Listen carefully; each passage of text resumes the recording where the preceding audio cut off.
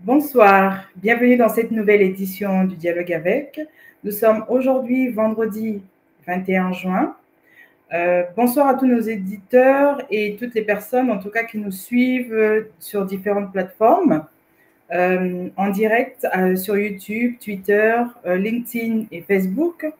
Ce soir, je vais présenter cette édition avec le Père Jean-Pierre Bojoko qui est en Italie. Bonsoir Père Jean-Pierre. Bonsoir Patricia, et heureux de vous retrouver ce soir encore. Et bonsoir aussi à nos téléspectateurs qui nous suivent, comme vous l'avez dit, à travers nos différentes plateformes. Bonsoir Père, je suis contente de vous voir aussi. Alors aujourd'hui, nous recevons une invitée spéciale, Mimi Witekate. Excusez-moi si je n'arrive pas à bien prononcer le mot, mais je pense que c'est bien. C'est bien comme ça. Mimi est activiste, elle est défenseur des droits humains.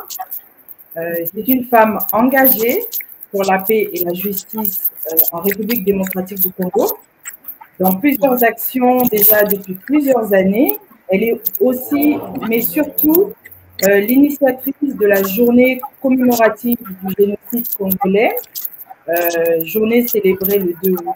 Bonsoir, Madame Mimi. Bonsoir, bonsoir. Bonsoir, je suis contente de vous voir, d'être là. Merci, moi aussi, merci de m'avoir invitée. Je suis émue, donc merci. Et bonsoir à nos spectateurs. Merci, merci. Ok, nous avons aussi ce soir avec nous nos intervenants habituels. Là, je vois le professeur Alfred Chango qui intervient de Paris. Bonsoir, professeur.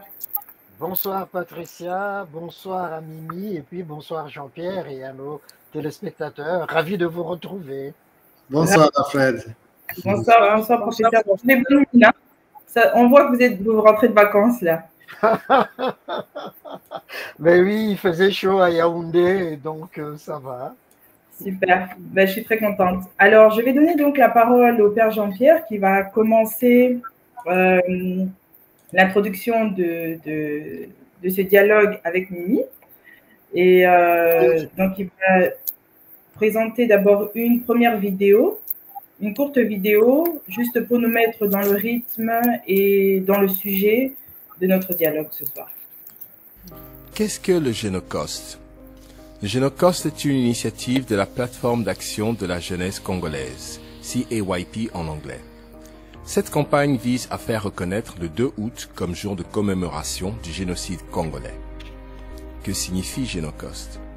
Génocost signifie génocide pour des gains économiques. Le mot est une combinaison de génocide et de coût. La CAYP a choisi ce terme pour expliquer les racines économiques du génocide en RDC.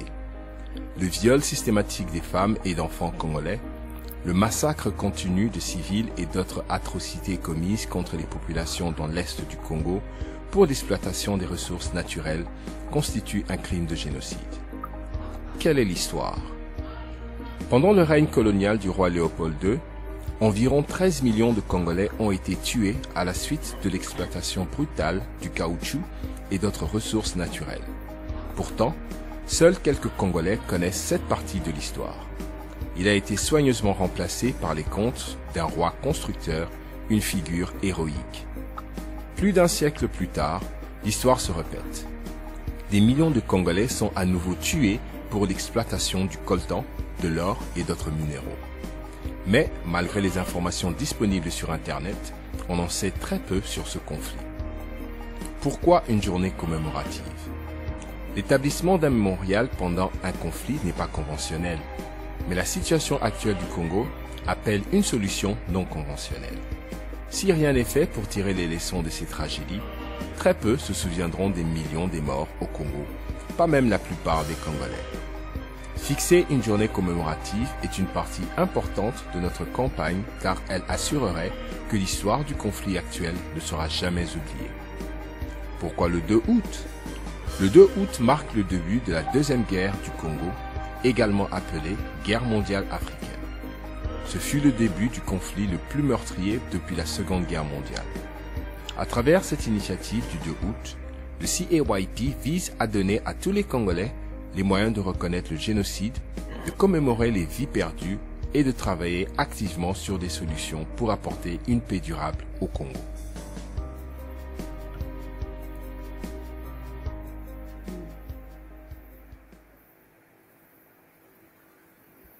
Alors, on va donner la parole au Père Jean-Pierre qui va continuer avec les premières questions.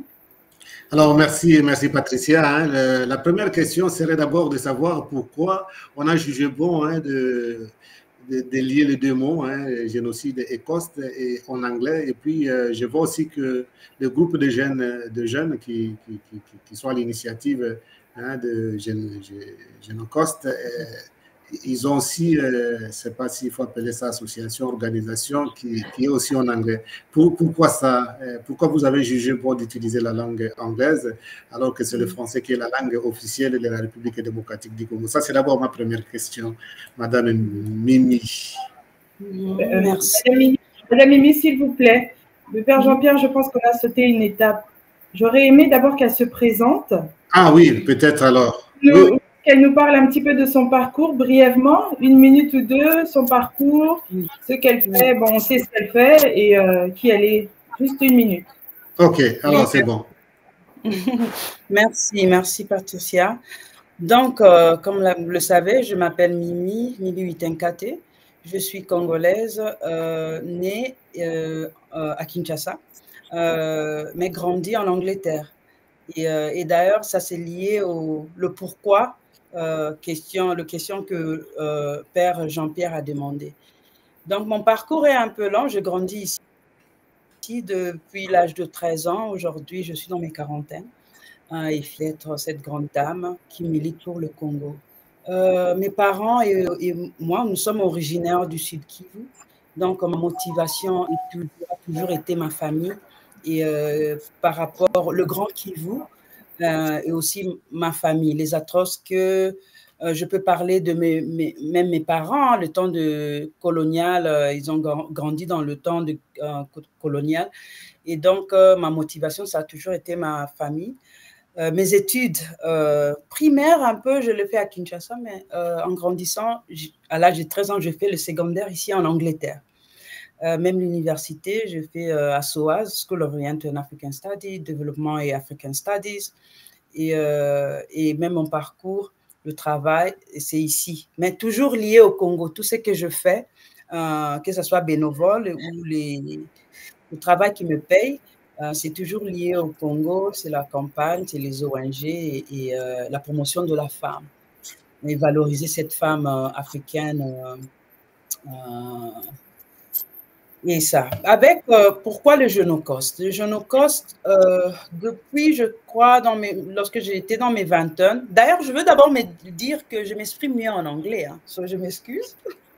Il y aura des fautes par-ci, par-là, mais quand même, je suis là, je parle anglais mieux, je parle swahili, je parle lingala. Oh, de toute façon, pour la langue, nous avons Patricia qui va nous aider au cas des problèmes. Elle parle très bien, on la comprend très bien, il n'y a aucun problème. Continuez. Donc, oui, merci. J'ai sauté aussi un peu parce que je suis fille d'un diplomate, malgré que j'ai grandi ici, mais c'est ça la réalité qui fait que même la français, je le parle, le français, je le parle.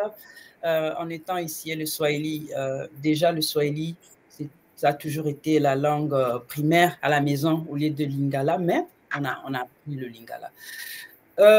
Mon parcours, avec tout ce qui se passe au Congo, je me souviens en 2011, j'étais membre d'une association de jeunes, Step de Congo, et il y a eu élection là où on a vu le dauphin, que son âme repose en paix, Tshisekedi, Papa Tshisekedi. Il y a eu élection entre lui et Joseph Kabila. Et on a vu le vote. Bah, du coup, on devrait marcher parce que la population a dit qu'ils ont voté pour Tshisekedi, mais du coup, on a vu ce qu'on a vu. Et pendant ce temps-là, en 2011, j'étais assez jeune. Et donc il y avait un rassemblement de jeunes, des associations de jeunes. Lorsque je dis association, c'était juste de groupes communautaires. On s'est dit, voilà, dis donc, le combattant, nos papas, nos oncles, qui sont des combattants, sont sortis pour marcher, pour dénoncer cela. Et on a vu aussi nos mamans sortir. Ces fameuses, je crois que c'était en décembre 2011. Et ça a donné l'ampleur à nous autres qui étaient déjà actifs dans des associations de sortir, de réunir des jeunes gens et dire sortons pour dénoncer aussi. Il y avait je veux dire, plus de 1000 jeunes gens. Il y a des images sur YouTube, il y a des images sur Facebook.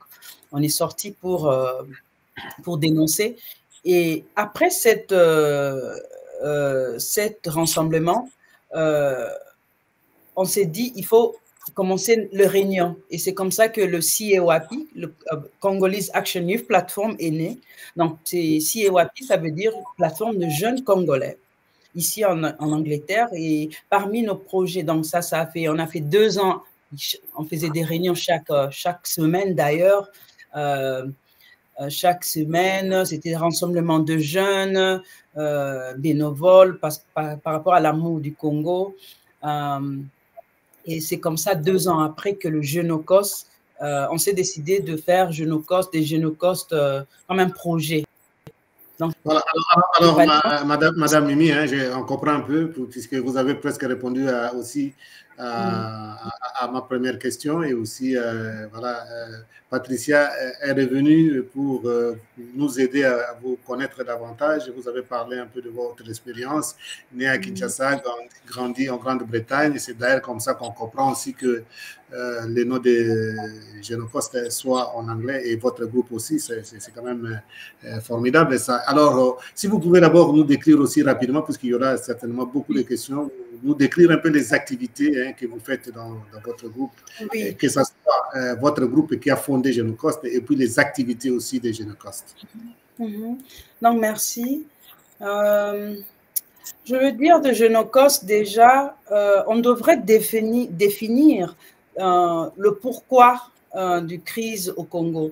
On sait bien, moi, j'ai grandi ici, nous autres qui ont grandi en Europe, il y a le journée commémorative, Remembrance Day, comme on l'appelle ici. Nous sommes appelés à mettre, on appelle ça de poppies, ici en Angleterre, pour commémorer le mort, le soldat et tout. Mais pour nous, c'est qu'en grandissant depuis, on a reconnu ça, il y a des membres qui ont membres de famille qui ne sont plus avec nous. Donc, c'était nécessaire vraiment de définir le lien là, le lien, pourquoi est-ce qu'il y a ça? Parce que le média ici en Angleterre, en grandissant aussi, on nous parlait de conflits culturels, ethniques, et vraiment, on devrait éduquer ou bien vraiment dénoncer et dire le vrai, là, cette vraie version. Genocostes, génocide, coste de coût. Donc, on parle du coût du génocide.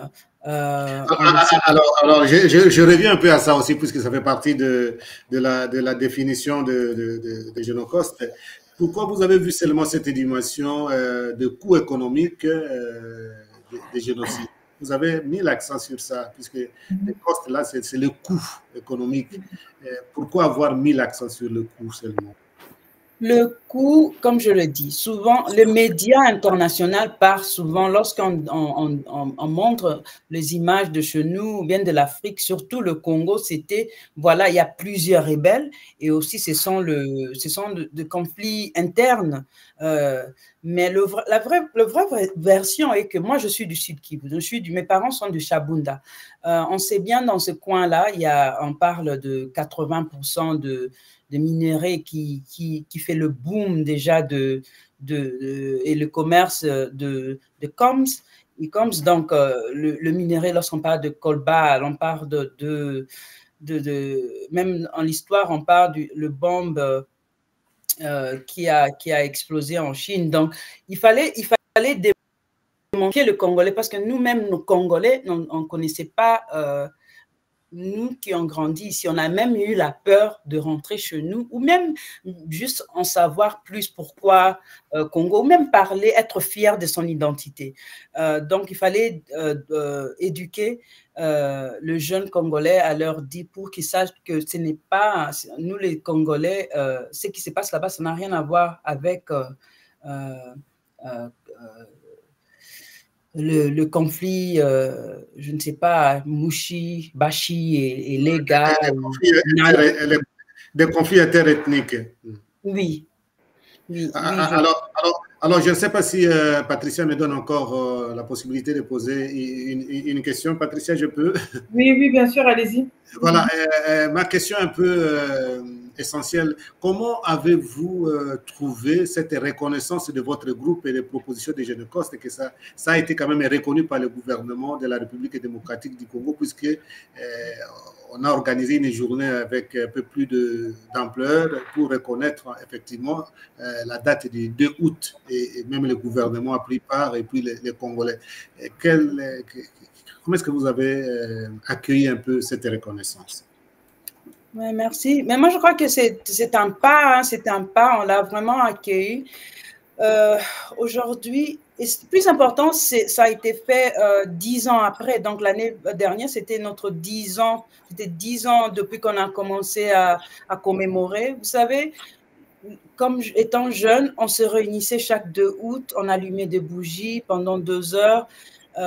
Et étant aussi étudiant, il y avait parmi nous des étudiants, on faisait appeler les experts ou bien du Congo, que ce soit les professeurs académiques, pour qu'ils nous parlent un peu, qu'ils édiquent aussi côté conflit, côté le pourquoi.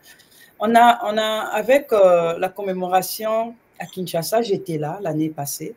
Le président ou bien le gouvernement ont pris cette journée et on l'a officialisée. Bien sûr, on remercie le gouvernement. On est ému parce que c'est vraiment, d'ailleurs, c'est ce qu'on voulait, au fait. Il y a le côté éduquer la population, mais il y a aussi cette campagne vers le gouvernement pour dire que c'est votre responsabilité de mettre en place une journée commémorative, une journée fériée. C'est important, mais avec ça, il y a aussi le gros main, pour dire qu'on veut la justice pour nos morts. Il y a ces gens, on sait bien qu'on parle de la Fonaré, par exemple, que je salue aussi les travaux qu'ils font, ou bien ce qu'ils représentent, mais on veut plus, on veut voir plus que ce qui est fait couramment. Mais je reste là pour dire que je salue le pas, mais il y a beaucoup à faire. Ok, merci beaucoup en tout cas, merci beaucoup.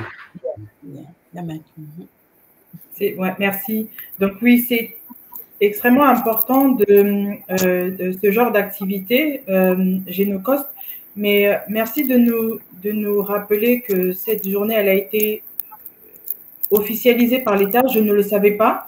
C'est d'ailleurs, je ne pense même pas que ça a été communiqué, en tout cas, je ne suis pas sûre, mais je ne pense pas que ça a été communiqué officiellement par l'État, que le 2 août est devenu la journée commémorative des victimes de guerre de l'Est. Je ne savais pas, donc c'est une très grande avancée. Avant de continuer, je vais demander d'abord au professeur Alfred s'il a une question sur la première partie, les activités de Génocost et le nom. Merci, mais je salue l'initiative qui est prise par la jeunesse RD congolaise et qui montre effectivement qu'elle est de plus en plus consciente, de plus en plus impliquée dans l'histoire de notre pays et en particulier dans l'histoire de ces 20 dernières années, puisque ce sont des années sombres, des années noires, avec cette guerre qui avait commencé, la deuxième guerre de RD Congo en 1998, et on sait les morts qu'il y avait eu. Et ça, c'est important à signaler. Le deuxième intérêt, c'est le souci de l'histoire, connaître l'histoire de notre pays. Notre jeunesse de la diaspora, bien sûr, veut s'imprégner de ces réalités et ne plus simplement être cantonné comme à une certaine époque où on avait une jeunesse qui était un peu dispersée, qui était dans la musique uniquement, dans le divertissement, dans des choses comme ça. Cette prise de conscience, pour moi, est essentielle et fondamentale. Je pense effectivement que, au-delà du coût économique, c'est d'abord le coût humain qui est payé par la RD Congo et par le Kivu en particulier, qui est plus important. Et ça amène justement le fait que ils ont choisi de parler de génocostes, de redéfinir la notion de génocide. Parce que jusqu'à présent, on applique la notion de génocide uniquement aux massacres qui ont eu lieu pendant la Seconde Guerre mondiale et puis au Rwanda en 1994, etc. Et chez nous, ça implique effectivement les crimes économiques, les crimes contre l'humanité et les violences qui sont faites à nos populations et le nombre effectivement des morts qu'il y a. Tout cela fait effectivement que ça soit bien saisi, bien explicité. Et ma seule question, c'est justement de pourquoi ils ne mettent pas l'accent sur le coût humain, mais focalisent plutôt l'attention sur le coût économique ou les conséquences de la guerre économique qui est menée à l'est de la RD Congo. Non, merci pour cette question, professeur. Moi, je crois que, vous savez, lorsqu'on a commencé il y a 11 ans passés, ces motivations-là, c'était le peuple congolais. Ça a toujours été le peuple congolais. Et c'est pour cela que peut-être avec le terme, on devrait définir, on a holocauste, on a génocide, Rwanda, Hutu, et le Congo, il y a quoi? Oh, il y a une guerre ethnique, interethnique, il y a des déplacés, ce sont des gens qui se tuent, il y a ce sont de rebelles congolais qui se tuent. Au même moment, aujourd'hui, on peut voir, on sait bien, il y a plus de 7 millions de Congolais déplacés dans des camps de déplacés, tout autour du nord Kivu, sud Kivu et Ituri.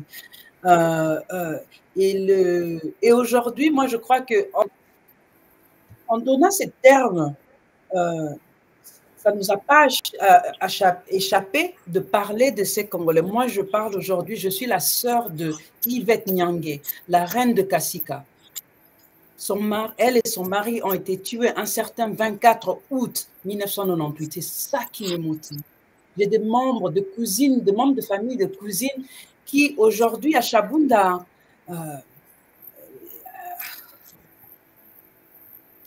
c'est ça la motivation. Donc, je peux parler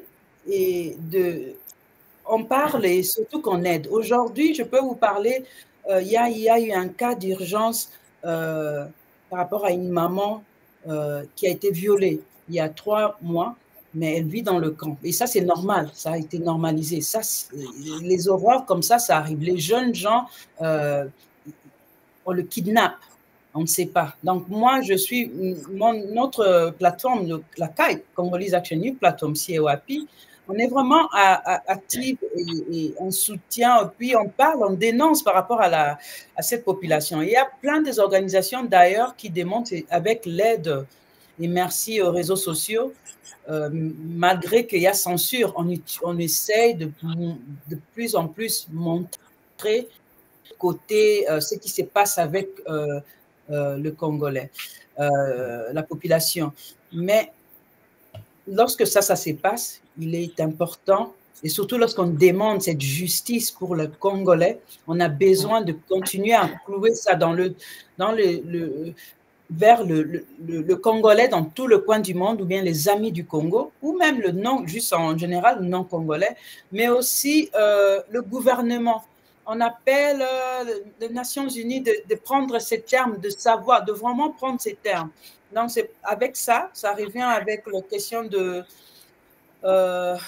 du père Jean-Pierre. Qu'est-ce qu'on pense par rapport au gouvernement? C'est qu'ils ont fait, bien sûr, on salue ça, c'est un pas. Mais même dans nos gouvernements, il y a ceux-là qui sont vraiment coupables.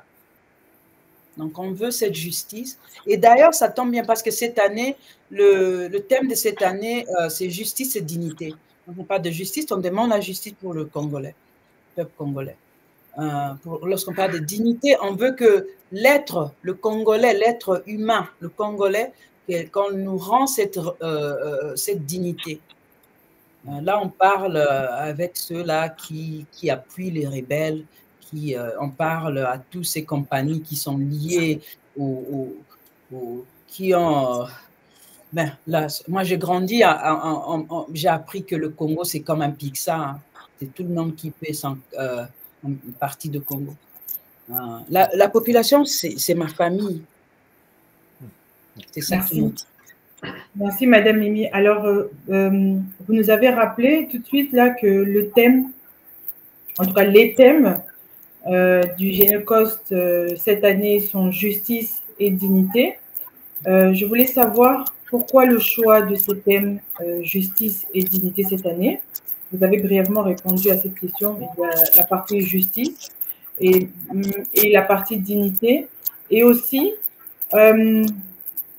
pour faire la justice, comment est-ce que vous, en tant qu'organisation humanitaire, vous êtes en contact ou bien comment est-ce que vous travaillez avec le gouvernement congolais pour tout justement rendre justice? Ou si vous ne travaillez pas directement avec le gouvernement congolais, avec quelles institutions vous êtes en relation? Avec quelles institutions le Génocost est en relation pour, en tout cas, mettre en valeur ces deux thèmes qui sont très justes, pour répéter, justice et dignité. Pour donner la justice, pour rendre justice et rendre une certaine dignité à tous nos concitoyens congolais, en tout cas. Merci, Patricia. Vous savez, on vient juste de cette année, on était consciente par rapport à ces thèmes. On l'a choisi avec, comme on le dit en anglais, with purpose. Hein. Avec le gouvernement, je veux dire que c'est la deuxième année. Et donc, il y a 2 ans passés, le ministre des Droits humains, que je salue, Alain Pella, il a été présent avec... à la journée aujourd'hui, cet espace s'appelle l'ancien place des évolués, c'est même dénommé place de Génocost à Kinshasa.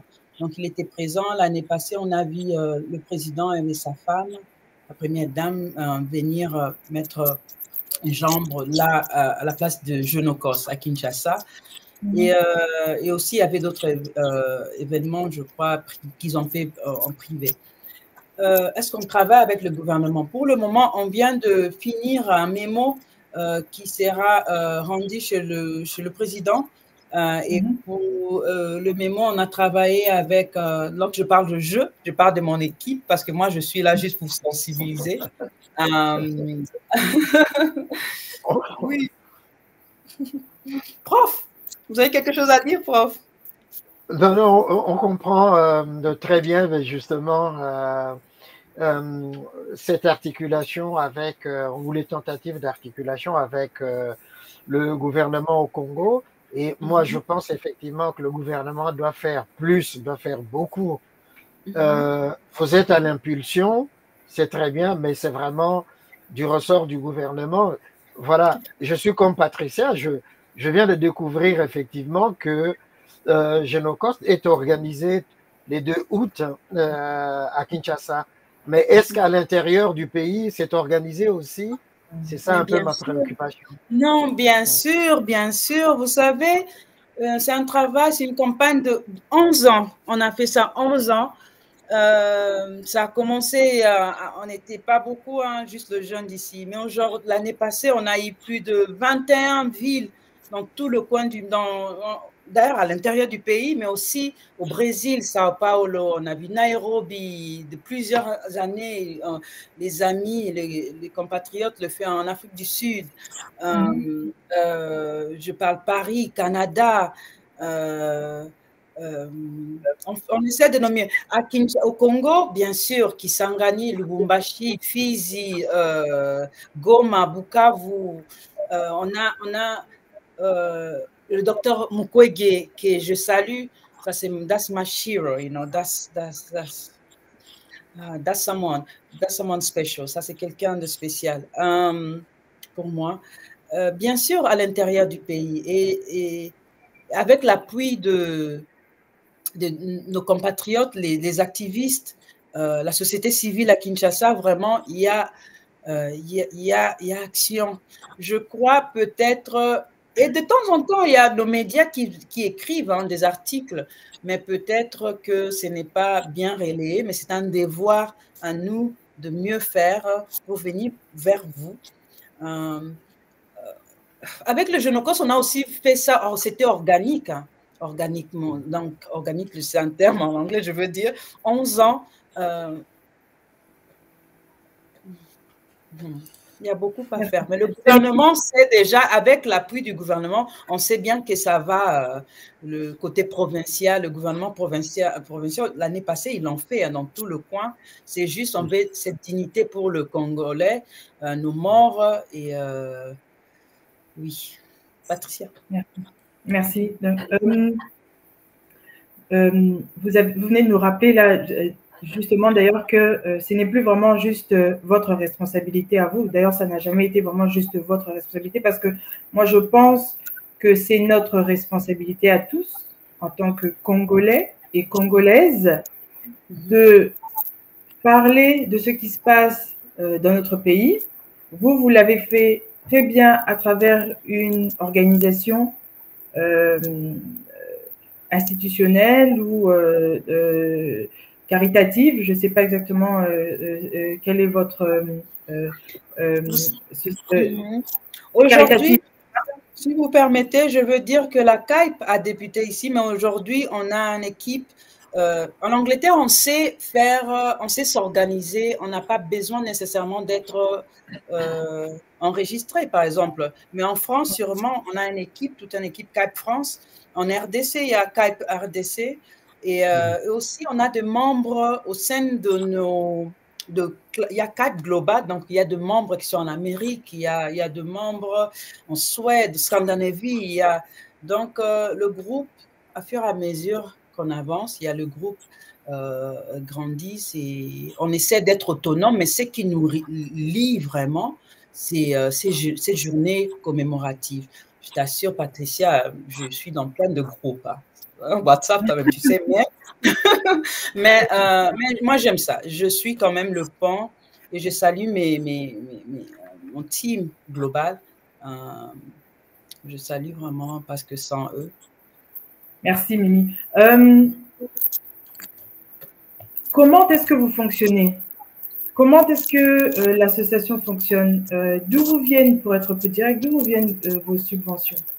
Des personnes de l'État congolais, de l'État français, anglais? Comment est-ce que vous tournez? Vous faites tourner non, vous savez, nous sommes des bénévoles. Des bénévoles. Donc, déjà en Angleterre, je veux dire que on s'est réunis dans 11 ans après, je peux dire, parmi ceux-là qui ont commencé, je pense à 1, 2, 3, peut-être 3. On est à 3, ceux-là qui ont commencé vraiment depuis 2011. Et donc, il y a ces gens qui étaient avec nous qui ne sont plus. Et puis, ça, c'est vraiment différent. Ça dépend des motivations ou bien qu'est-ce que le travail t'appelle à faire. Civil servant, vous ne pouvez pas nécessairement faire des actions comme on le fait, activisme. Mais on n'est pas, we're self-funded. Comment dire self-funded? Donc, on ne dépend pas de fonds ici en Angleterre, ni en France ou au Congo. Hein. We're self-funded. Donc, chaque mois, comme membre, on met un peu dans le pièce, oui. Et c'est comme ça qu'on a même parvenu à soutenir nos partenaires, j'appelle, mais au Congo, parce que ça demande d'acheter un bougie, ça demande un peu d'argent. Et aussi, on fait des cagnottes. Et surtout ces derniers temps, avec tout ce qui se passe au Congo, les gens veulent donner mais I want to say that je veux dire que ça vient de nous. Ça, on ne reçoit pas de fonds et parce que ça c'est lié toujours aux conditions, n'est-ce pas? Parce que moi, je suis de ce domaine, donc je sais bien le fonds demande de toi des conditions. Tu ne peux pas faire ceci. Donc, notre but, c'est d'être indépendant. D'accord. Donc, vous ne voulez pas recevoir de fonds de l'État ou des privés parce que vous avez votre ligne de conduite et vous ne voulez pas qu'on vous dise ce que vous devez faire avec? C'est ça? Non, pas nécessairement. Je crois que pas nécessairement. Peut-être que c'est l'habitude de travailler avec nos propres moyens, mais on n'est pas allé vers le gouvernement. On les a pas demandés. D'accord. Que ce serait une bonne idée de faire aussi non plus. Mais si, parce que nous, on demande, vous savez, je n'ai pas mentionné, on a besoin de voir des places là où les gens peuvent se réunir et commémorer nos morts. Hein, comme on l'a fait, les jeunes gens l'ont fait à Beni. Ils ont construit une place de commémoration avec l'aide de CAIP et autres gens. Mais donc, ça, c'est la responsabilité du gouvernement. Tout ce qu'on veut, c'est le gouvernement construise des espaces comme ça. Donc, là où il y a eu génocide, où il y a eu de morts, à Kinshasa, c'est leur responsabilité. D'accord. Alors, on va demander au Père Jean-Pierre de nous passer une deuxième vidéo que vous nous avez envoyée. Comme ça, après la vidéo, ben, on va pouvoir continuer avec une deuxième série de questions. Merci.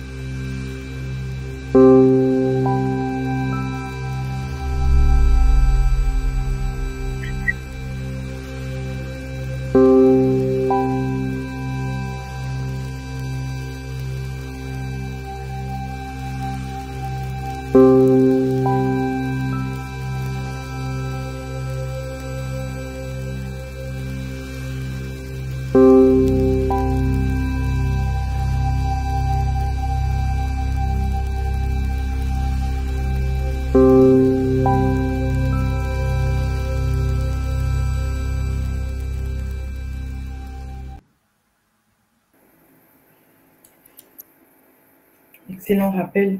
C'est une vidéo très émouvante qui nous rappelle combien c'est important de garder en mémoire, en tout cas, toutes les atrocités qui se passent à l'est du Congo, avec cette guerre et ces conflits qui durent depuis plusieurs années déjà. Madame Mimi, comment est-ce que, en fait, je voudrais savoir quel genre d'activité vous faites à l'est du Congo, si vous faites des activités en dehors du 2 août, qui est déjà une grande activité, quelque chose d'important, une date pour nous rappeler. Est-ce que vous faites des activités au courant de l'année? Si oui, quel genre d'activité? Oui, merci Patricia. De ces 10 ans passés, bien sûr que il y avait nécessité de faire des activités et surtout travailler en collaboration avec des organisations qui sont sur terrain. Que d'ailleurs, nous, on s'est dit, c'est toujours mieux de travailler en partnership, en collaboration, parce que la réalité ou bien le changement, surtout, viendra sur terrain. À Kinshasa, je veux dire qu'à Kinshasa, il y a, je veux dire, 2 ans passés, on a commencé à faire des activités avec un centre Likemo, c'est un centre d'accueil de jeunes gens. Et d'ailleurs, il y a même pas, les enfants ne dorment, c'est pour les enfants de la rue. Ils viennent, ils prennent soin de leur santé. Ils ne dorment pas là, ils viennent, ils se lavent, on leur donne à manger. Déjà, il y a ça. Il y a eu plusieurs activités, je peux dire. Je peux penser en 2001 ou 2002, il y a eu collecte de fonds pour soutenir les déplacés lorsqu'il y a eu l'éruption de volcan. Période de Covid, il y a eu distribution de masques en plein Kinshasa, au Kivu.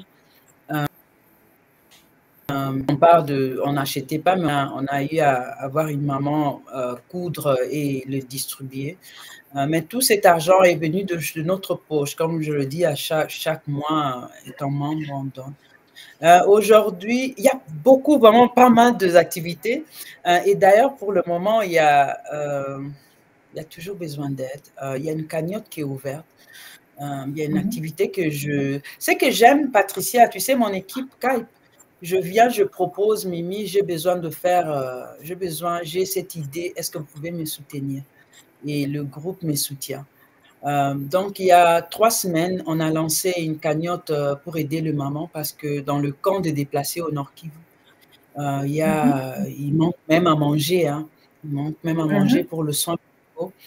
Et on s'est dit que c'était nécessaire d'aider les mamans, les femmes, surtout survivantes, parce que la plupart d'elles, 89% hein, de ces mamans-là, sont violées. Et ça, ce n'est pas moi qui le dis, mais ce sont de pourcentages officiels. Donc, les aider à commencer des activités financières qui peuvent lui aider à nourrir ses enfants. Donc, avec un $50, une maman peut commencer cette activité qu'on appelle en Swahili kujitegemea, donc devenir independent, to become self-sufficient. Hein. So, il y a déjà 10 mamans et une jeune fille, donc 10-11, qui ont déjà commencé leurs activités. Ça aide vraiment aussi parce que ce qu'on a remarqué, ce qu'on a reçu comme témoignage et qu'à chaque fois, il y a le cas où des femmes qui sont déjà violées d'où elles viennent, de Sacha, Saka, ou bien elle s'est dit, je dois sortir pour chercher à manger pour mes enfants. Je dois aller vers mon village ou bien pour chercher à manger. En allant là-bas, elle connaît encore des atroces. Comment est-ce qu'on peut faire de façon que ça diminue, il y a changement dans leur vie? Et il y a de ces mamans aujourd'hui, une semaine, il y a des images, une semaine après, il y a des souris, il y a cette softness dans une figure de cette maman. Parce qu'elle peut vendre c'est quoi le charcoal? Hein? Charcoal, makala. Le charbon et ça suffisamment, ça suffit pour nourrir quelque chose. Des témoignages de Mimi, écoute, ou bien aujourd'hui mes enfants ont mangé le bouilli avec du sucre. Je ne sais pas pourquoi dans le camp apparemment on ne donne pas du sucre lorsqu'on donne de farine, mais il y a ça. Et l'idée avec ces mamans, lorsque on travaille avec des organisations individuelles. Hein. Il y a Focus Congo et il y a aussi AGPC. Prochainement, il y aura Congolese Family Joy. Donc, l'idée est de continuer avec cette cagnotte pour donner empowerment. Donc, renforcer cette joie dans la vie de maman. Lorsqu'elles se réunissent, l'idée est que après un mois ou un mois et demi, avec un petit 25 ou à $50, de ramener une autre maman dans le... Elle-même, elle va identifier et la ramener comme ça. Moi, je crois que rien n'est impossible. Il est nécessaire de rajouter cet espoir, parce que tout ce qu'elle veut, c'est la paix. Elle veut nourrir ses enfants, parce que chez elle, ses enfants ne dormaient pas sans à manger. Il y a des activités. Oui. Dans l'ouest du Congo aussi, il y a plusieurs activités qu'on fait. Il y a plusieurs activités. OK. Merci. Et comment on peut donner, par quel biais vous recevez les fonds?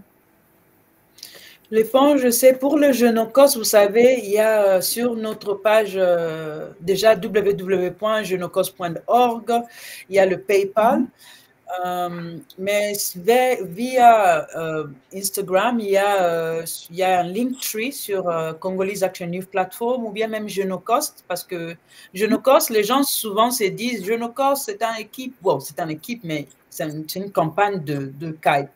Donc, il y a ces deux pages et sur nos bio, il y a le lien donné. Pour la cagnotte de maman, bien sûr, il y a le GoFundMe. Je peux partager avec vous sur Twitter, Mimi sous-trait 8T, je crois, 8T. Il y a aussi, je partage pas mal. Et aussi sur nos réseaux, sur Facebook, Genocos, il y a Skype. Merci. Merci beaucoup, Mimi. Professeur Alfred, vous avez une question pour Mimi? Oui, bon, je vois effectivement que les actions qu'elles sont en train de mener sur le terrain rejoignent ce que le docteur Mukwege fait.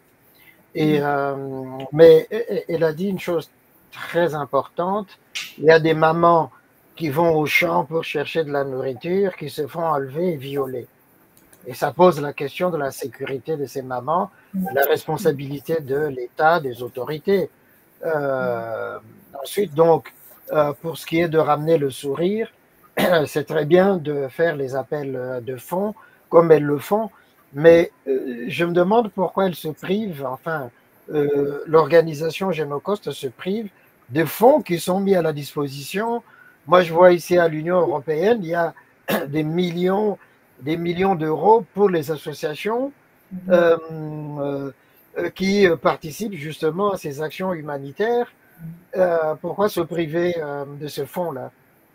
Ça n'enlève pas l'autonomie du groupe. Non, pas du tout, professeur, pas du tout. Je vous assure, cette année, j'ai écrit des emails, des lettres pour on veut bien travailler ou bien avoir ces fonds parce qu'on a quand même de contacts ou bien même souvent on a tendance à mettre les organisations sur terrain en contact avec ces organisations. Donc, tu donnes l'email, le site, le lien lorsqu'il y a une annonce. Mais vous savez, lorsque tu écris et puis tu mets en copie tous ces représentants, surtout ceux de la région du Grand Lac, c'est difficile d'avoir, il n'y a pas des retours. Hein. Mais moi, je crois que, bien sûr, on invite tous ceux-là qui peuvent aider ou bien s'ils veulent que les organisations qu'on travaille avec, qui soient, qui fait part de leur network, on est prêt à vraiment le contact de nos partenaires comme AGPC. Il y a pourquoi on se prive. Non, moi je crois que ces derniers temps, il faut juste mettre Free Congo ou All Eyes on DRC pour voir, ou même mettre Congo pour voir comment, comme on le dit en anglais, on se sent helpless. Donc tout le monde, dans mon network, de toute façon, on veut aider. Lorsqu'on dit 10 personnes, je sais 1, 2, 3, 4, 10. Là, on parle de 7 millions. Et officiellement, peut-être qu'il y a 14 à 20, 21 camps. Mais moi, je sais bien, j'ai appris qu'il y a plus de 50 camps. Parce que officiellement, ce sont là où les gens sont quand même numérés. Et les gens continuent à venir, à descendre vers Goma. Donc, étant Congolais, Congolaise, même aujourd'hui, je me suis mis sur mes réseaux. J'ai appelé aux Congolais. On a des networks, des collègues qui aiment bien le Congo, qui aiment bien notre culture à manger. dans tout le coin, pourquoi pas aider? C'est nécessaire parce que d'un peut dire aussi que c'est le rôle du gouvernement, mais peut-être que le gouvernement aussi a besoin de nous pour aider. Parce que le niveau de catastrophe, c'est... Oh, hier, j'ai reçu un appel. Ben voilà, comme je le disais, je crois que je commençais avec cette histoire. Il y a une maman, Mimi, il y a urgence. Il y a quoi? Il y a une maman, excusez-moi, saigne. Il y a quoi? Aujourd'hui, le matin, on se réveille, donc elle ne sait pas se faire soigner. Et comme le pays n'a pas de support, comment on appelle, pour aider les mamans avec le soin médical, tout le monde, il n'y a pas de medical care. Au Congo, il n'y a pas de medical care. Il n'y a pas de medical care. Donc, on s'est dit, cette maman qui a été violée, et elle vit 3 mois déjà, et là, elle ne sait même plus se mettre debout. Elle a 6 enfants, 6 à 11 enfants, et elle part, on lui passe de l'hôpital. Et comment faire? S'il y a une organisation sur terrain appelle pour dire que nous aussi, on nous a appelés pour aider cette maman, comment est-ce que? Mais tu vas faire créer une cagnotte. C'est ce qu'on fait, c'est que personnellement, je fais. Et si j'en ai, je sors, mais pas, je sais, parce que je suis aussi maman, hein, c'est pas, je dois aussi payer mes billes, mes trucs, mais on aide quand même, ou bien on appelle aux Congolais d'être là, d'être présent. D'accord, merci Mimi. Pour revenir un petit peu sur la journée du 2 août, quelles actions quelle action vraiment concrète aimerais-tu voir du gouvernement congolais pour reconnaître cette journée? Parce que pour revenir un petit peu à ce que j'ai vu en préparant l'émission, j'ai été voir un petit peu sur les réseaux sociaux, mais aussi sur juste Internet, les journaux, les articles passés. Je ne pense pas que nous sommes arrivés au stade de vraiment vulgariser, personnellement, hein, en tant que Congolais, vulgariser ce qui se passe dans notre pays. Et je pense qu'une journée commémorative, ça aurait dû être la chose la plus importante. Donc, si tu pouvais parler au gouvernement congolais maintenant et leur dire, j'aimerais que vous fassiez ceci, cela, pour que le 2 août soit une date gravée dans la tête de tous les Congolais. Qu'est-ce que tu leur dirais? Merci, Patricia. Pour moi, je veux dire que la population congolaise de l'Est du Congo veut la paix, tout d'abord. C'est sans ramener la paix et elles veulent rentrer chez eux. Donc, on attaque à Amani. Pour le 2 août, je crois que CAIP, notre souhait a toujours été, oui, bien sûr, reconnaissance, et ça continue parce qu'on veut même ça de nos compatriotes du pays. Pour le gouvernement, une journée fériée, c'est bien beau de commémorer, mais on veut une journée fériée, une constitution qui parle de cette journée, et on veut comme le lieu commémoratif officiel, là où il y a eu commémoration, il y a eu mort, il y a eu génocide. On veut cette justice et pas réparation, parce que aujourd'hui, on peut parler de la réparation pour le victime, que ce soit de victimes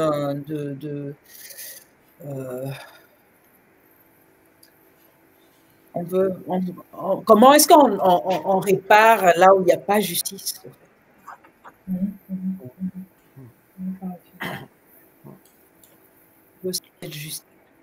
Merci. Merci. Merci, Mimi. En tout cas, j'espère que le gouvernement congolais vous entend. Je pense que oui, nous avons parmi nos internautes, en tout cas, moi, j'ai plusieurs membres du gouvernement qui me suivent sur Twitter. Donc, je voudrais les interpeller à partir de cette émission, en tout cas, de faire plus. Déjà, merci pour ce qu'ils font déjà, mais nous devons faire plus pour faire parler du Congo dans le monde entier et pour faire parler de ces atrocités, en tout cas que nos concitoyens vivent à l'est du Congo. Nous devons faire plus. Ça devrait être quelque chose dont on parle tous les jours et qu'on martèle en tout cas dans toutes les télévisions, et chaque jour en parler pour que ça ne sorte pas en tout cas de la tête de chacun d'entre nous. Je vais donner la parole au Père Jean-Pierre, si jamais je pense que vous devez avoir une question ou un commentaire. Et bon, j'ai plusieurs idées en tête, hein, puisque je crois que le professeur Alfred a fait allusion à ça. Disons, Madame Mimia essaie d'expliquer un peu, de ne pas seulement mettre l'accent sur l'aspect coût, donc l'accès économique, et que, disons, s'il y a un génocide en République démocratique du Congo, Madame Mimia l'a dit, la raison qu'on donne, c'est souvent, on met en avant le conflit interethnique, mais ici, c'est plutôt l'exploitation des richesses qui est à la base de ces génocides. Oui. Mais alors, comme il y a une journée pour commémorer ces génocides, je pense que c'est général, génocide en général, est-ce qu'il y a moyen d'amplifier ça? On a déjà la place des évolués qui est maintenant en place des génocostes, mais ce n'est pas encore acquis, puisque les gens continuent encore à Kinshasa d'appeler ça place des évolués. Alors, pourquoi ne pas d'abord accentuer ça, mettre par exemple des banderoles ou bien un grand monument, différent des monuments qui est peut-être déjà là, et où on pourrait faire comme ailleurs, de commencer par exemple à avoir des listes, même si c'est difficile d'avoir la liste de, je sais pas, de 10 millions de personnes qui sont victimes des génocides à l'est de la République démocratique du Congo, mais au moins quelques plaques comme ça où il y a des noms de personnes, et sensibiliser dans ce sens-là. Le jour où on commémore le 2 août, les gens vont quand même lire ces noms pour allumer des bougies pour se souvenir de ces personnes-là. Est-ce que vous ne pouvez pas penser à ça? Ça, c'est, disons, le premier aspect de mon questionnement, de ma question. Deuxième, si je peux enchaîner directement, c'est de dire que le 8 août 2024 s'approche. Est-ce qu'il y a déjà un peu de contact avec le gouvernement pour savoir qu'est-ce qu'on va réellement faire, puisque l'apport du gouvernement quand même est nécessaire pour organiser cette journée? Le 2 août, Père Jean-Pierre, vous avez dit le 2 août, oui, le 2 août, oui, pardon. Merci pour la connexion, Patrice. Oui, bien sûr, je crois qu'avec le lieu de commémoration, il est nécessaire. On a vu à Kinshasa déjà, c'est la deuxième année depuis qu'on observe bien cette journée sur cet espace. Et il y a eu même un placard qui est là, qui est officiel, qui a été mis par les amis de la société civile. Maintenant, on appelle au gouvernement de faire part à ces actions. Moi, je crois que l'année passée, il y a eu opportunité de faire un échange avec le bureau de la Première Dame, la FONAREV et du président, et que je salue encore. Je crois que la CAIP est là.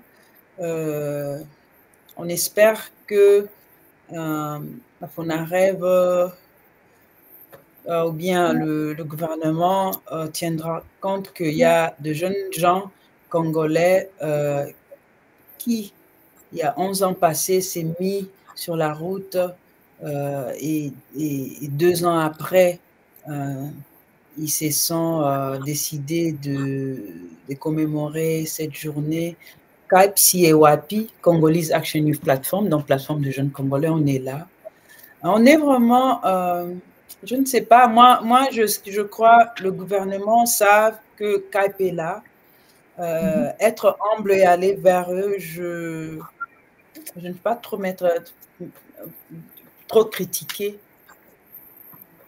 ou bien rajouter, mais on reste ouvert à ça. Pardon, Madame Mimi, ça tombe quand même bien puisque nous avons eu des contacts avec Madame Emmanuela Zandi, c'est comme ça qu'elle s'appelle, et que nous avons reçu aussi ici. Hein, ça tombe bien que directement après elle, nous vous recevons. Et c'est quand même un aspect important puisque que ce soit Fonarev et puis aussi votre association travailler dans le même but, ça tombe juste. Alors, j'accentue un peu pour, disons, le deuxième aspect de ma question, puisque je crois que le gouvernement tient quand même à cette date du 2 août, hein, je ne me trompe pas cette fois-ci. Oui, 2 août. Oui, 2 août. Merci Patricia. Alors, oui. Si même le président et la première dame étaient là, ça signifie qu'ils ont vraiment honoré cette journée. Ils ont donné cette journée. Oui. Et alors, c'est peut-être intéressant que déjà maintenant, on se prépare pour que ça soit un peu plus solennel et que toute la population, pas seulement dans la capitale, hein, comme vous avez souligné, que toute la République puisse célébrer cette journée, même les Congolais de la diaspora. Moi, je suis... Père Jean-Pierre, moi je sais bien que c'est ça notre vision, c'est ça, je crois, moi je sais bien que, ou bien j'espère que ça sera comme ça, c'est comme ça d'ailleurs, parce que cette loi de réparation a l'un des articles dans cette loi a mentionné, article 22, a mentionné Génocos, donc pour la Fonarev déjà étant une loi de réparation introduite par le bureau de la Première Dame. Ils m'ont sincèrement marqué ça. On a vu le président. Hein. J'étais à Kinshasa l'année dernière et on a vu ça sur RTNC et le Congolais en parle, mais il y a nécessaire. Ce qui se passe à l'est du Congo, ce n'est pas tout Congolais qui connaît peut-être les réalités, surtout à Kinshasa ou à l'ouest du pays. Donc, il est nécessaire que le gouvernement renforce ça. De notre mieux, on le fait avec la société civile, vraiment. Là, je salue Lucha, les amis, la GPC, Wezo Africa, il y a plusieurs, Filimbi, il y a plusieurs membres de société civile qui sont sur terrain, qui nous ont surtout aidés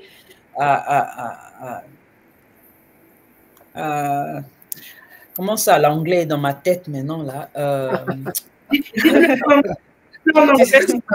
pour nous aider de toute façon. Ou en Swahili, hein?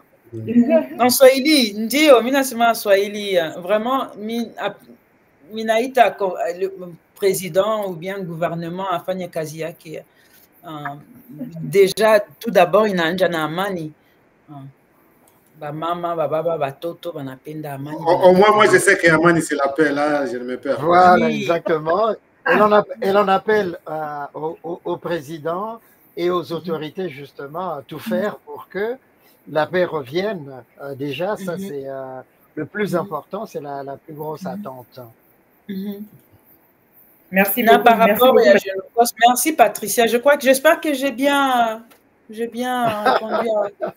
Oui, c'est très clair, c'est très clair. Mais personnellement, je pense que vous devez vous rapprocher plus des cadres institutionnels du pays. Génocos, c'est vraiment quelque chose d'immense. Et la façon dont on en parle aujourd'hui, j'ai pas l'impression qu'on mesure en fait l'importance de cette date. J'ai comme l'impression, je ne sais pas si vous êtes de mon avis, le professeur Alfred et le père Jean-Pierre, mais j'ai l'impression qu'on est dans une sorte de légèreté et qu'on est en train de parler d'un petit accident qui se serait passé à l'est du pays et que voilà, le 2 août, ce que vous avez fait en créant cette organisation, c'est extraordinaire. Je ne sais pas si vous vous en rendez compte, mais c'est extraordinaire pour le pays. C'est vraiment quelque chose de grand et vous devez, par tous les moyens, approcher le gouvernement. Je sais qu'il y a plusieurs cadres institutionnels qui se sont formés pour tout justement venir en aide à ces populations à l'Est, mais je crois qu'en mettant un point ferme sur la journée du 2 août, vous pouvez sortir de là avec quelque chose de grand, dans le terme de, ça ne sera plus tellement vous en tant que association caritative, mais ce sera le pays qui passe un message et qui officialise cette date dans le monde entier pour que ça reste gravé. C'est ça, c'est extrêmement, je pense que c'est extrêmement important de faire ça. C'est important. C'est important, c'est ça notre mission parce que, oui, c'est important. Merci. On va prendre une petite pause de quelques secondes et puis on va revenir avec des questions.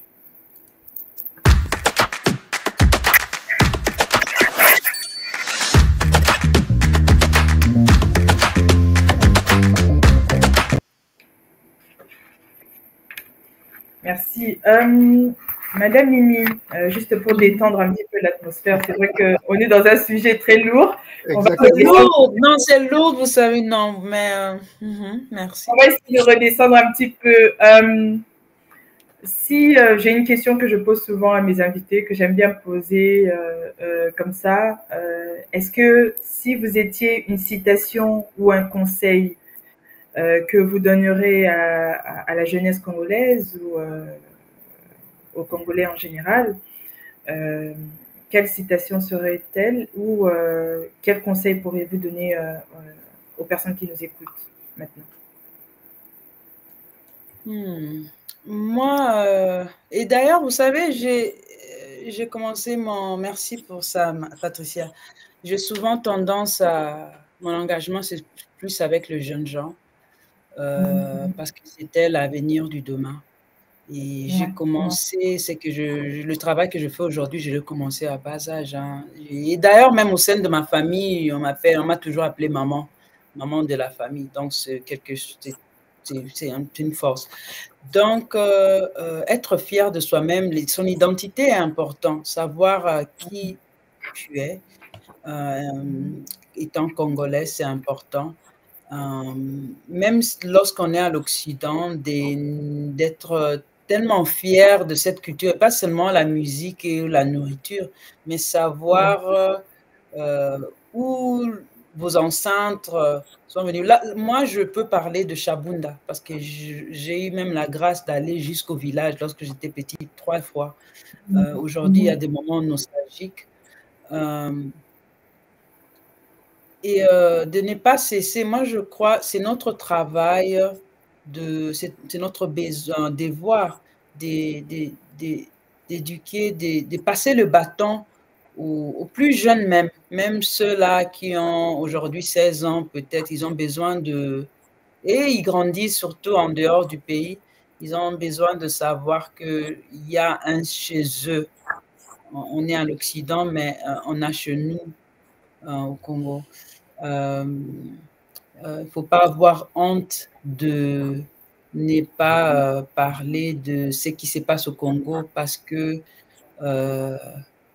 lorsqu'on s'était, c'est plus tu fais part de cette problème-là. Mais ça commence avec nous, ça commence avec toi. Ouais, je crois, je laisse ça là. Parce que...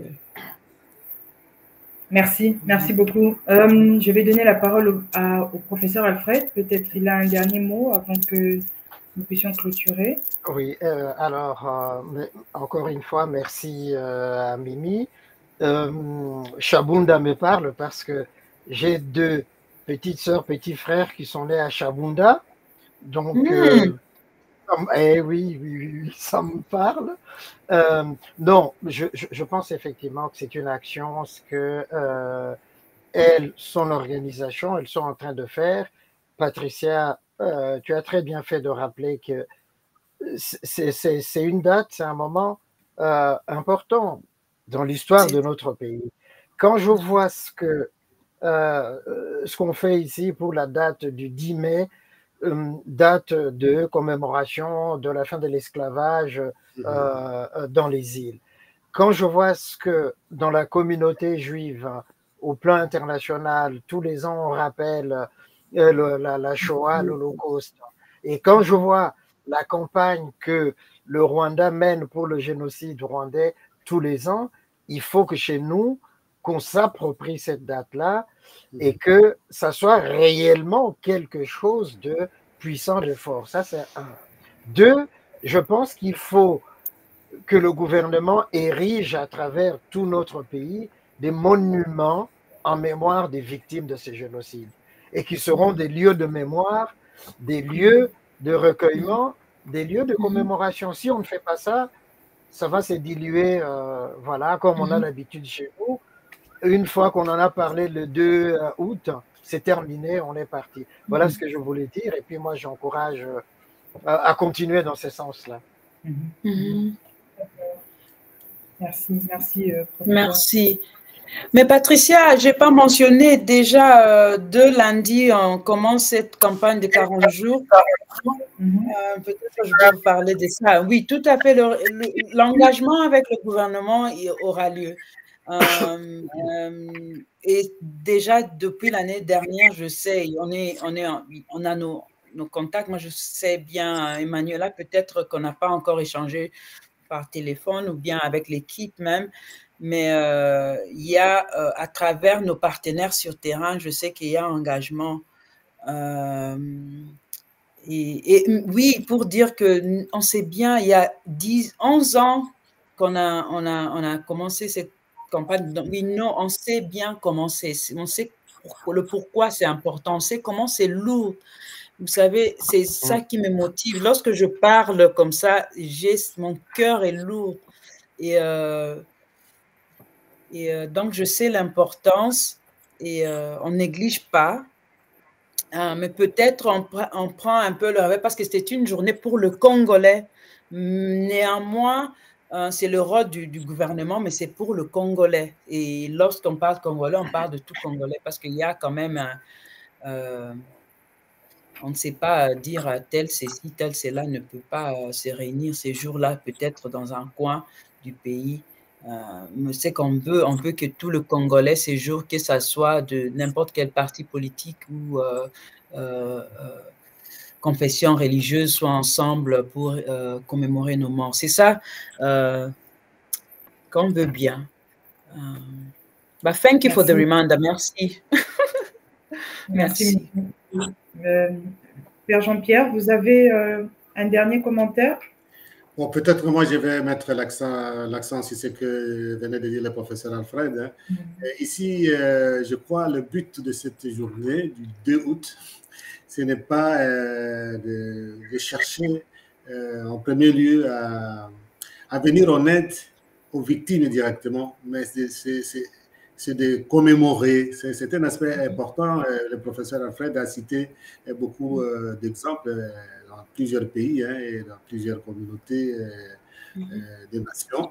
Et c'est une dimension importante, puisque qu'on se souvienne des victimes, qu'on se rappelle ce qu'ils ont été pour nous et comment ils ont sacrifié leur vie bêtement pour seulement des raisons d'exploitation de minerais, ainsi de suite, puisque c'est ça, Génocoste. Et je crois que c'est une dimension importante où on doit mettre en avant cet aspect de mémoire. Je crois que pour moi, c'est important. Le devoir de mémoire. L'accent sur ça pour qu'on n'oublie pas, puisque c'est ça l'aspect de mémoire, pour ne pas oublier. Je crois que Madame Mimi, il faut faire beaucoup d'efforts pour ça, pour que ça soit cet aspect de mémoire, que ça entre dans la mémoire collective, afin que chaque année, les gens allument leur bougie pour se rappeler, pour se commémorer les victimes. C'est un aspect important. Merci, Père Jean-Pierre. Et d'ailleurs, on vous invite à nous envoyer vos vidéos pour dire Tokobo Sanabinoté, on n'oubliera jamais. Et donc, lundi, on commence une campagne. Sûrement, on va mieux faire le truc. De toute façon, ce que nous faisons déjà aujourd'hui, c'est une contribution pour envoyer une vidéo par ça n'a pas d'aspect. Merci, moi. Sans problème. Oui, il faudra juste nous rappeler. En tout cas, m'envoyer le message pour que je puisse organiser ça avec les membres de l'équipe qui veulent bien le faire. Il y aura pas, en tout cas, il n'y aura pas de problème. Donc, on va clôturer l'émission. Je vais juste donc vous donner la dernière parole, Madame Mimi. Si vous avez un mot de la fin, avant que je puisse saluer nos internautes. Oui, merci. Merci, Patricia. Je veux encore souligner merci pour cette invitation. C'était un honneur, papa. Père Jean-Pierre, salut. Je vous appelle. Donc, c'est une appellation pour dire que le 2 août, chaque 2 août, nous sommes invités à commémorer nos morts. Donc, les amatanga, les amatanga, bougie, pour koloba na binoté. Et déjà, place aux alliés, que ce soit à la maison ou réunir les amis, ou bien si vous êtes dans le coin à Kinshasa, au Kivu, où il y a Eza eloko politique te, Eza koloba que assez avec nos morts, on ne compte plus nos morts. Hein. Là, je crois qu'on a partagé quelques images on a parlé de 6 millions, mais aujourd'hui, on ne parle plus et ça continue. On vous invite vraiment à songer à eux le 2 août. Et le 2 août, on vous appelle d'allumer cette bougie, de prendre notre bougie d'espoir. Il y a une affiche de bougie d'espoir. Et pourquoi pas rajouter hashtag dièse Génocoste ou nous taguer même sur les réseaux sociaux pour amplifier cette voix. Parce que je vous rassure qu'il y a beaucoup de gens qui ne savent pas cette journée. Mais le 2 août, et puis aussi savoir votre histoire. Il y a tout sur Internet. Donc, il faut aller sur notre site, peut-être voir le pourquoi le 2 août. Merci, merci, merci. Merci encore à vous, Madame Mimi Wintekate. Merci beaucoup pour votre contribution. Merci au Père Jean-Pierre et merci au professeur Alfred. Encore un grand merci de nous rappeler, Madame Mimi, ce qui est important en fait pour nous, malgré toutes les atrocités que nous voyons un peu partout au Congo.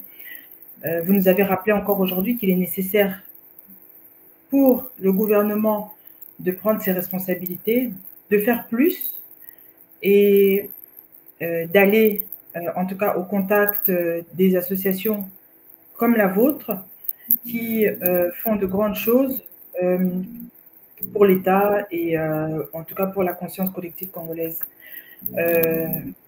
Le 2 août reste une date à graver dans nos mémoires. C'est une date commémorative, c'est une idée qui vient de votre initiative et je vous rappelle et en tout cas je mets un point d'honneur à ce que vous ne lâchez pas. Je sais qu'il y a des moments où on peut être désisté, on peut regarder à gauche, à droite et voir que les choses n'avancent pas et on peut baisser les bras. En tout cas, je vous appelle à ne jamais baisser les bras et à continuer. Ça fait déjà plusieurs années, vous nous avez dit ici depuis 2011 que vous êtes engagé pour cette cause et vous le faites très bien. Donc, continuez à le faire, continuez à motiver les Congolais, continuez à leur rappeler que c'est important de venir en aide à nos concitoyens à l'est du Congo qui vivent des atrocités tous les jours déjà depuis plusieurs années. Et je vais encore vous remercier et remercier nos internautes qui nous ont suivis à travers les différentes plateformes, YouTube, Twitter, LinkedIn, Facebook.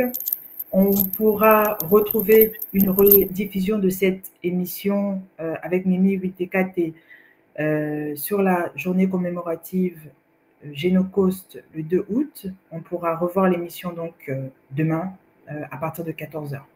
Merci encore et à mardi avec une autre invitée. Bonsoir.